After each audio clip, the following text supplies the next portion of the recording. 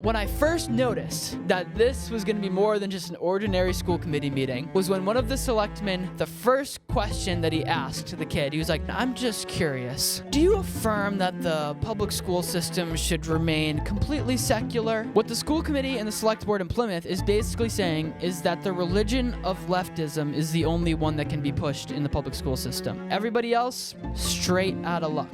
Any middle of the road person watching this would see, I would hope, that it's discrimination. Sons of Liberty have a cool story we'd like to break. Well, actually, more likely, we're late to breaking the story. But it was our story, to be clear. It was more Hunter's story. Yes. Yeah. Basically, Plymouth School Committee, our beautiful state rep in Plymouth, Michelle Badger, Bless her heart. she left and she's going to the State House, the former chair. Hope it goes well. I'm praying for her. Legitimately, I am. I hope we should pray for our leaders, whether we disagree with them or not. And the school committee and the select board had a slate of candidates to choose from on who would replace her until the May election in Plymouth. And it was a doozy. It was a doozy. If you were there and you were a Christian, which me and 3 other Christians were the only ones who were there. Come on, guys, let's get better. What? Hey, at least it was believers. At least it was believers. Yeah. They were there. But this is crazy. You guys have to understand this. Keep watching, please. Please. You have to understand this applies because this is happening in every town in Massachusetts, Texas, Florida. Whether you like it or not, whether you think you've gotten the wokeness out or not, you need to show up to your school board meetings and figure out what is going on because you might find that it's much worse than you ever could have imagined. Yeah, but Hunter, that's the crazy thing is that it doesn't matter whether you're in a red state or you're in a blue state. School boards are still being infiltrated all across the nation because it doesn't come from state policy. It comes from federal law. A lot of it comes from federal law. True. And certain federal funding that requires certain curriculum. True. So that's where a lot of this horrifying, sex ed, for example, gets into the school board, and that's or into the school system, public school systems, and that's not necessarily the topic of today's video. But basically, so you went to this meeting. I did. And our good friend Debbie Dugan, she has been a great supporter of our Turning Point chapter. Us and the podcast and things like that. She went and she applied for that position, and then you had. How many other people applied for that? 5. There's 5 others that were there. So 6 in total. The most notable was Bethany Rogers. She ran against you in the last school committee election. Is she running again this year? It's to be determined. My guess TBD. would be yes. TBD. And then there was a DEI coordinator. So and then there was also an 18-year-old who got the 3rd most votes, and he actually had some very based opinions. But we'll find out later that the school committee is not concerned with your opinions; they're concerned with other things. So to be mentioned. Let's just refer to MFI's website. They sent out an enormous newsletter. Well, they broke the story because of Hunter. Because let's just say what happened. I was sitting there. I thought it was going to be a completely normal meeting. I didn't think that they were willing to expose how woke they are and how crazy they were in their meeting. But that is exactly what ended up happening. So the first candidate was the 18-year-old. He had been president of student government. He had very good views, very good opinions. When I first noticed that this was going to be more than just an ordinary school committee meeting was when one of the selectmen, the first question that he asked the kid, he was like, I'm just curious. Do you affirm that the public school system should remain completely secular with no religion seeping into it at all? And if you don't know what I'm asking if you believe in the separation of church and state, which is a pillar of America, basically. Oh, sure, totally. And I'm like, I literally did this at the meeting. I went, huh. I was like, really? Like that's your first question. It actually wasn't to the kid; it was to a mom. Oh, okay. And she basically said, I'm under the assumption that that's how it already operates, which was fair. That is how it operates. But I'm like, okay, so we're going there. We're saying that separation of church and state means that Christians and people of faith have no say in government, basically, is what his view is. Then we get through Ronan. They asked the same question. Let's just to be clear, you mentioned select board, but we're talking about school committee. When you appoint someone, it's the select board. In the town of Plymouth, both the select board and the school committee vote on it. So they asked this question to every candidate, this freedom of religion or freedom from religion, separation of church and state I'll let question. you finish. That Let me just finish. Makes my blood So boil. then we get to Debbie, which is our Christian friend. And she gets up and she immediately says that there's a question that was, if there was a board decision that you disagreed with, would you work to help that decision be implemented in the school system? And to which she said, yes, I would. I do definitely like to win, but I would if I disagreed with it, as long as it didn't go against my Christian values and my Christian conscience. I thought, oh, that's a pretty normal thing to say. Yeah. And then she gets asked about that, but before she gets asked about that, the first question that's asked to her, that's going to come back later, remember that. The first question that's asked to her is, Debbie, thank you for coming tonight. I'm curious. My first question that I have is about your work with Your Options Medical, which, for anybody who doesn't know, it's a pregnancy resource center. And I'm like, okay, pregnancy resource center. Obviously has something to do with school committee, right? And also your work as chair of the No on 3 committee, which was in Massachusetts in 2018, I believe, was the bill against men and women's bathrooms. Yeah. So just straight out the gate, oh, okay. So pro-abortion, pro-transgenderism, out the rip. Basically, she was asking her about it. She didn't make an opinion, but her asking her about it in a school committee meeting is basically saying, we're on to you. We know what you're really about. In this, I'm letting all the other members of the board know that you're not somebody who we agree with. Yeah. So I'm like, okay, this is gonna get juicy. Well, let's just pull back the curtain for a second. You've got one guy saying, or every single person asking, okay, basically reading between the lines of their question was, okay, want you to know, don't bring your religion. Like this is a secular school, you're not allowed to bring your religion. And then Debbie, who's just an awesome person, she doesn't even bring it up. She just dares to be someone who is against somebody who has convictions, who has logic and has a common sense. Yes. Yeah. Yeah. She dares to be against transgenderism and abortion, against murder and for protecting young girls. Against mutilation. But it's just like reading between the lines of they're saying no to Jesus, no to your Christian religion, but you better not touch our holy grail of baby sacrifice and child mutilation. That is the left's holy grail that you are not allowed to touch. And anti-Christism, basically. Yes. Yeah. So, anyways, go on. I just wanted to lay the foundation of the perspective, the atmosphere that it was like to go into this school committee meeting. Yeah. And then so she answers that, and she actually gives a great testimony about how she was actually herself post-aborted. I'll turn it over to the committee. Ms. Shaw. Can you explain to me a little bit more about your work as a client advocate at the Your Options Pregnancy Resource Center in Hyannis, as well as your work as a state chairwoman of the 2018 ballot question No on 3? Sure. Thank you. Happy to talk about those things. When I lived in New Jersey, after I stopped being a school board member, I started volunteering in a local, what I call a crisis pregnancy center. It's a pregnancy resource center. And I worked with clients there. We do intake. We talk to them about their options. And we talk about abortion. We talk about parenting. And we talk about adoption. One of the, towards the end of my 4 years doing that in New Jersey, we had an ultrasound machine, and I did get to work with one client that got to see her baby. And ultrasounds change the minds of mothers, from abortion many times to carrying and to giving birth to that life.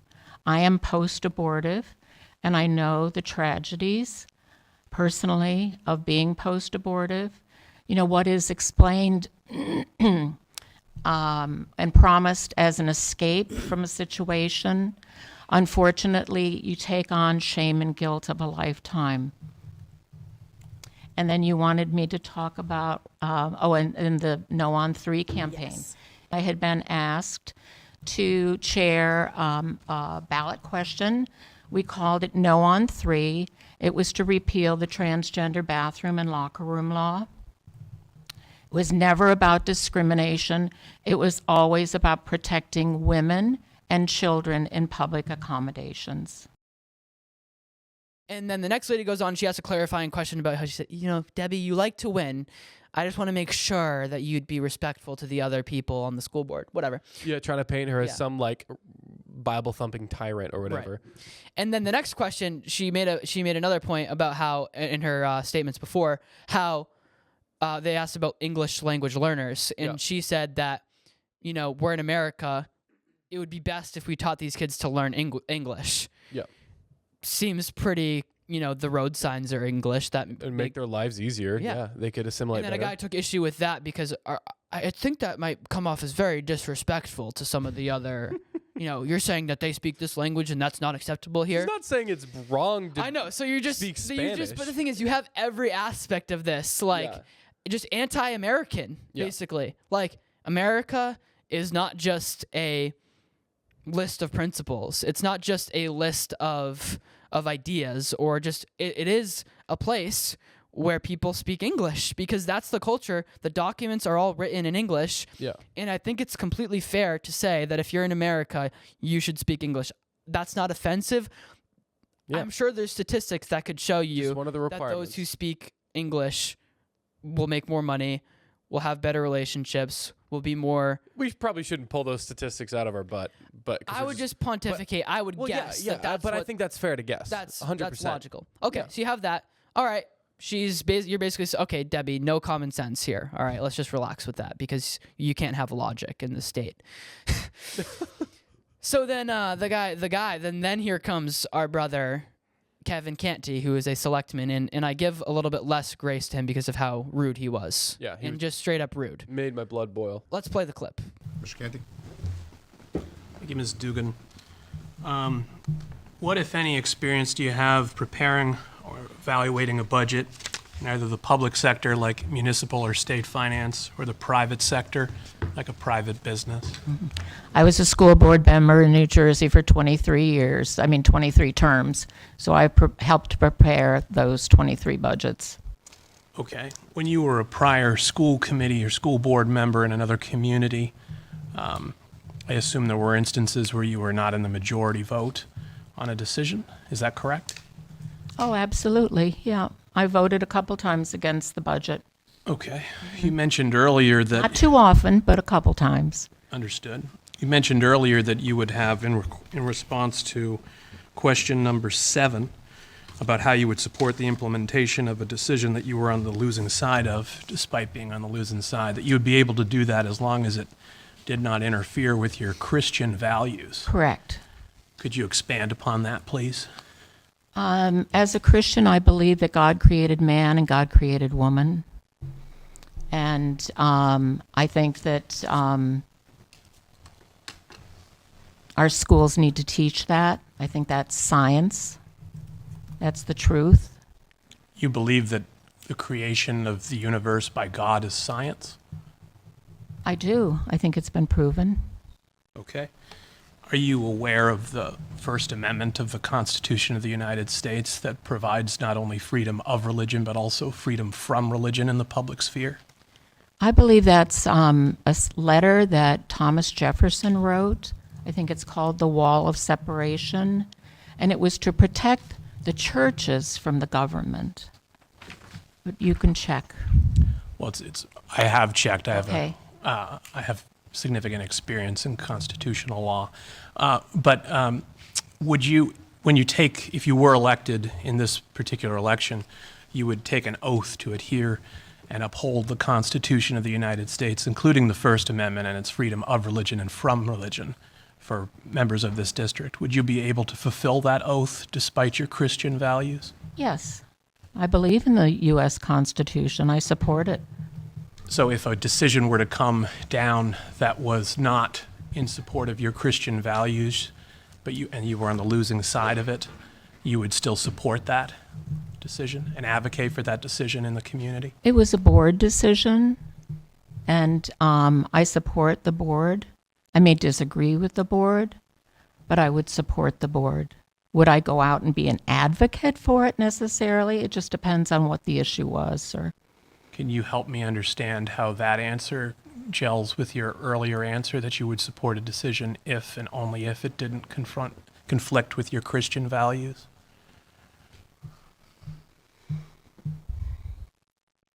Well, like I said to you before, I think that God created man and God created woman. And I think, unfortunately, in America's schools today, we are teaching things that conflict with that. Understood. Thank you. Basically, what he's saying is you can either be a Christian and have Christian beliefs, or you can follow the Constitution. And rightly so under his worldview. Because if you believe that you have freedom from religion, then, like, we can't even have a society. Like you can't have, only, it's either our worldview or your worldview that's going to be pushed, and I'd rather have it be mine, is basically what he's saying. Because atheism in and of itself is a religion. They like to say 100%. that it's not. But it is. It's a belief system. Yeah. Because when you don't believe in the first miracle that God created the universe, then... You have to believe in the miracle that nothing created the universe. Which is obviously more smart, and I understand. I'm just not as smart enough as you to believe that. Like, I'm not smart enough to realize that nothing can create something. So you have this righteous, indignated man here on the select board who insists that the interpretation of the Constitution is that Christians can't have beliefs. Or can't influence the government with their beliefs. Right, That's, which is completely it's just anti-everything. Anti-American, anti-common sense, anti-logic. Like, basically what that is, the precedent that is stating is that I have a right to bind your conscience. It's basically saying that you have beliefs in your head that you believe through having free will as a human being. Sorry, my Calvinist friends. And you have a conscience, you have beliefs, but the moment that you begin speaking to me and the moment that you want to use your reasoning in your brain, you have to bind that and forget about all that and operate upon my worldview, which is just, you can't have a society in which that happens because people believe different things, even among Christians. Yeah. You can't bind somebody's conscience by law, especially by the First Amendment. That's the whole point of the Constitution, of the First Amendment, is exactly the opposite of what he's saying. Is so that you can have freedom to express your religion. Not so there's freedom from religion. Yeah, so that you can have the freedom to have a conscience. Yes, and to express it. Yes. So you have this. So you have here just the line of questioning. Okay, if you are anti-abortion, you can't have a place on the school committee. Mm-hmm. If you are anti-transgenderism and basically anti-men being in women's spaces, you can't be on the school committee. If you are a Christian or any religious person based on his worldview, or any person based on his worldview, because all people have religious views, because his view is self-defeating. And this is on the school committee, and there's thousands of Christians in Plymouth, undoubtedly. What the school committee and the select board in Plymouth is basically saying is that the religion of leftism is the only one that can be pushed in the public school system. Everybody else, straight out of luck. Yeah. So that's when I'm like, oh my gosh, this is, any middle of the road person watching this would see, I would hope, that it's discrimination, basically. Yeah. 100%. What it is that you're saying that this type of person, which is represented by thousands of people in Plymouth, you know what? You have to sit down, shut up, and allow these things to happen. And not only, I knew it was happening, but I couldn't have imagined they would be so public about it. Yeah. And we haven't even got to the worst part yet. No, not even the worst part. Okay, so we'll play the clip of after basically all the deliberation, after this 3-hour meeting. Yeah. We finally get to the final two candidates. The final two candidates. So the final two candidates are a DEI expert. She literally said in her introductory that she is certified in DEI practices, which you couldn't even make that up. Dude, Matt Walsh and my racist life. I had to exude a lot of Christian self-control to not laugh when that was said. And then you have Bethany, who is a very kind woman. I've met her. She's been nice to me. I've had no problems with her. We've shook hands, we shake hands, and we talk every time I see her. When I think about my support for Miss Rogers, it is for three main reasons. One, what Michigan said about her being ready on day one, I think that's huge. That learning curve is big, and I think she would have much less of a learning curve. The budget experience is massive, but what puts it over the edge for me is when I look at the composition of the existing committee, the six of us, or even our member that just left. She had something that's unique that we don't have. One, she would be by far the youngest member, as would Ronan if Ronan were elected, so no question there. But when I think about just that her personal experience, we have six heterosexual people here. Having somebody on the committee that finally represents the LGBTQ student body of this district, which we've never had, I think is huge. Having somebody that can actually represent and speak for that community, and someone that's actually pretty, much closer in age to our students, particularly high school students, I think would be big. And that's why I think about, and it's not a disrespect to Ronan or to Miss Bryant, who would be completely, great members. When I think about if I look at the six people we already have who add something that's completely different flavor, to me, it's Miss Rogers. So that's why I strongly support her. When I tell you that my mouth looked like that Donald Trump fish right there, I mean it. Like my jaw, I was like, this guy would say that in a public meeting. Oh my gosh, these people are so proud. Like these people, like where there's no tact. There's not even any tact. No, he's literally saying, I am voting for Bethany Rogers simply because of who she prefers in bed. That is incredible. First of all, that is so disrespectful to Bethany. Right. Are you serious? Like, I think doesn't she work at like a law firm or something? She's like very qualified. Probably very qualified. I mean, we both vehemently disagree with her on like worldview issues, but like objectively speaking, very qualified young person. But what pushed her over the edge with her was because of her sexual preferences. What the heck? Like that doesn't make any sense, Hunter. I don't understand that. I immediately, when I tell you, I went like this. I got on my phone and I'm like, I texted my campaign manager and I was like, I cannot believe that this guy just said this in the meeting. And I was just texting everybody I could. I'm like, when I get home, I am clipping this. I am blasting I it am, out. I am like, people have to know about this because especially after everything everything Debbie just went through. Yeah. And the whole entire meeting, this was like the friggin' slam dunk game winner at the end where I'm just like, this is unbelievable for a town such as Plymouth. Like from the Puritans who excommunicated Roger Williams for calling them too legalistic or whatever. Like for any and we're not saying that that's Pilgrim good. lore for all you guys who know it. Not saying that's good or anything, but it's just like from like that, like the way the Overton window has shifted from what's acceptable in culture and how even it's Plymouth, shifted. It's just like it's crazy. Even at Plymouth, we've had a state rep that's Republican for 36 out of the last 40 years. Like this is not P-Town. Maybe this will encourage Christians, pastors to understand. I think Western followers of Christ, people in the Western civilization, specifically America, were in this kind of, for a long time, now we're slowly getting shook out of it, but we've been in this kind of just assumption that society can't get that bad. Like when we hear something, another thing that's just insane that's going on, it's like, that can't be true. Like, there's no way people do that. Or it's not happening in my town. Yeah, and it's not happening in my town. Or it's like, well, hold on. But it's like, because of your Christian biblical worldview, which a lot of Christians don't have, but whatever. Because of a Christian conscience, a Christ's conscience that born-again believers have, we think about these things, and it's like, it's so out of the realm of the possibility for us that we project that onto the world. And it's like, well, I mean, this was a Christian nation. Like, it's not that bad.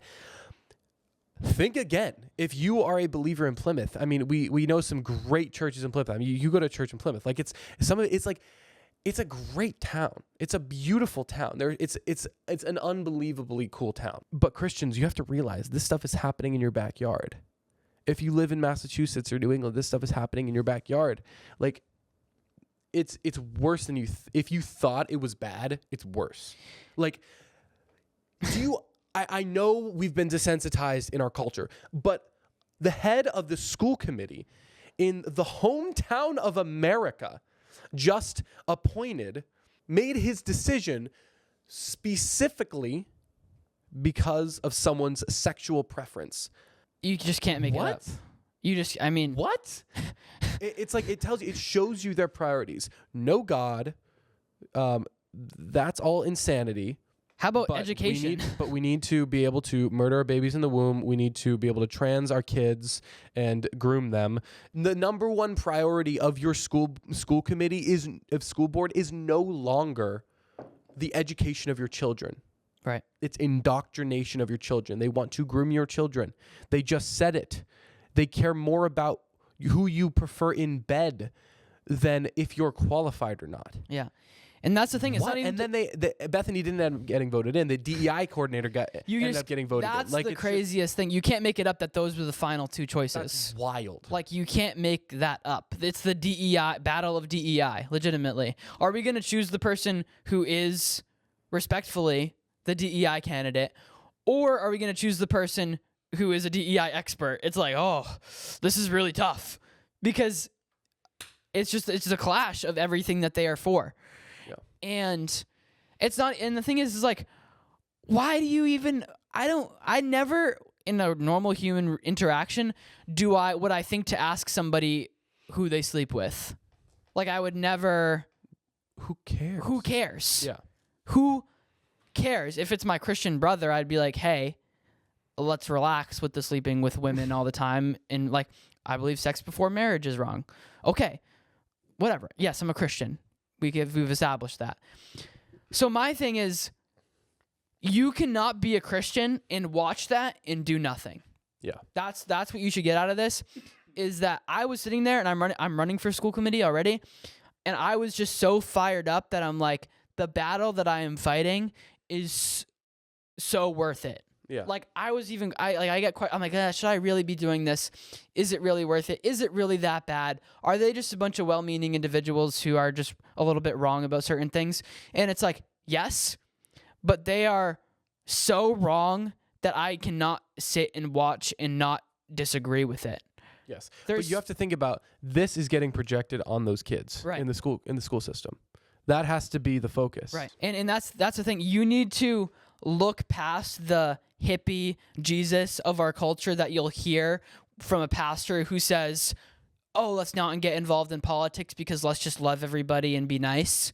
You need to look past that and say, no, I'm loving my Christian neighbor in the public school system by not allowing this garbage to be pushed upon them. Yes. Because think about who the object of your love is. Yes, we treat the tyrants with love and respect, but the focus, as any sane person should be first and foremost protecting women and children. Mm-hmm. And children, especially. Yeah. And if you can't even do that as a Christian, if you can't even stand up for that, then your faith is like one that should have a millstone hung around its neck and be thrown into the ocean. It should go away, and you should reconsider what your values actually stand for and what you're actually here for. Mm-hmm. Because if you can't see that and notice that it's wrong, then I'm sorry. Like, let's talk about that. Like, let's figure that out, what the deal is. Yeah. And who your pastor is, because he's teaching you some garbage. But I blame the church. That's my point. Is we blame the church. Well, that's the thing. It's like the churches don't realize this is happening, but now you see it. If you've seen it, you better not unsee this. Yeah. I hope the Holy Spirit never stops bringing this to your remembrance. Yeah. That this is what's happening in your backyard. Yeah. So. And if you're from another town, if you think that you've got it covered, go to your school board meeting and watch and see. Yeah, it's wild. Yeah. So you can actually go to Massachusetts Family Institute, and they have an interactive map that it will show you for all the towns in Massachusetts. And they've done a public records request to every single town in Massachusetts to get what sex education material is being taught in your local public schools from elementary to senior. Like it's all there. Right. And now it's by law they're supposed to respond. Some towns, a lot of towns have done it, some haven't. My town hasn't responded yet, but Plymouth has. And some of the stuff that's the sex education stuff that's being taught in the Plymouth, We can't show it on YouTube. we can't. We'll get demonetized. We can't talk about it. It's like it's so graphic and disturbing. It's disgusting. You would get thrown out of a school committee meeting if you tried to read it, but yet it's But go read it. But go read it. Like, but it's being taught to what are the ages in Plymouth here? I mean, it's pornographic sex education for 8, 9, 10, 11, 12, 13, and 14-year-olds. Yeah, it's I mean, unfreaking believable. It's yeah. insane. It's Yeah. insane. You can't believe that any sane person would look at it and be like, yeah, I'm okay with teaching that to kids. Yeah. But it's just cognitive distance. People Yeah. don't want to see it. Because then they'll have to do something about it because they're quite uncomfortable in their church pew with their bulletin and hot cup of coffee on Sunday morning, and they'd rather not go out and do anything. So here's our exhortation. Yeah. If you're a Christian, don't be like the church in Germany.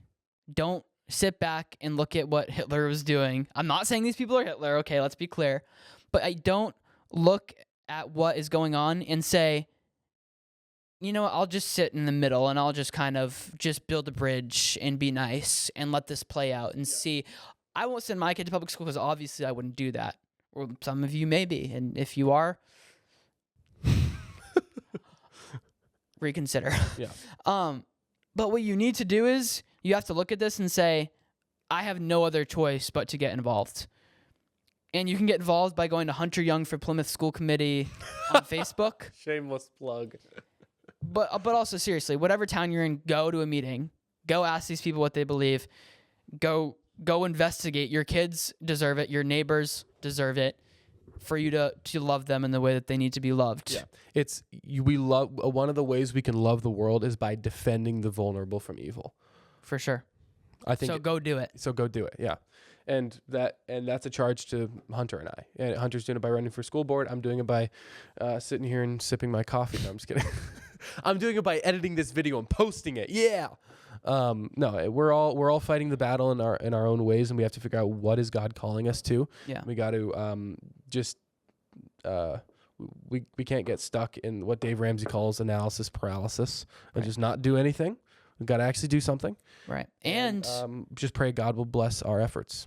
And those people who are in power have a great burden because they don't realize how powerful their role on that school committee is. Yeah. And their souls need to be saved as well, and I pray for them. Yeah. And it's not about us versus them. It's about good ideas versus bad ideas. It's about the truth versus lies. And as Christians, we know where lies come from. Mm-hmm. We know where the doubter comes from and the accuser. We know who that is. So let's call out him and his lies, and in that, we'll see Christ's kingdom be brought forth to the earth. And as Christians, that is our job. So let's go be warriors. Amen. You guys, thank you so much for tuning in to this episode of the Sons of Liberty podcast. My name is Sam Mealy. My name is Hunter Young. We'll see you next time.